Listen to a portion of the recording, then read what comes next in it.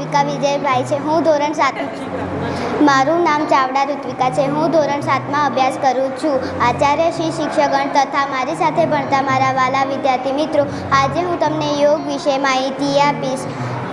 યોગ એક પ્રાચીન ભારતીય પરંપરા દ્વારા મળેલી અમૂલ્ય ભેટ છે।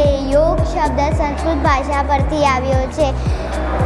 170થી વધુ જેટલા દેશોમાં આજે યોગ દિવસ ઉજવવામાં આવે છે।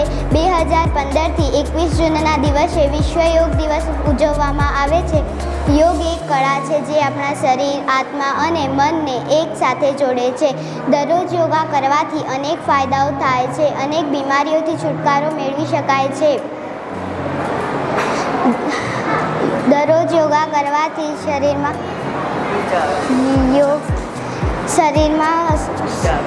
ઉર્જા આવે છે। દરરોજ યોગ કરવાથી શરીર સ્વસ્થ રહે છે, શરીરમાં ફૂર્તિનો અનુભવ થાય છે। વિશ્વ યોગ દિવસ ઉજવવાનો મુખ્ય ઉદ્દેશ લોકોમાં જાગૃતતા ફેલાવવાનો છે। લોકો યોગ કરે અને તેના ફાયદાઓથી અવગત થાય। આપણે સૌએ સ્વસ્થ રહેવા માટે નિયમિત યોગા કરવા જોઈએ। पैसों के पीछे दौड़ रहा है मन, रोगों से पीड़ित है सबका तन। योग को तुम अपनाओ क्योंकि स्वास्थ्य ही सबसे बड़ा धन। Thank you.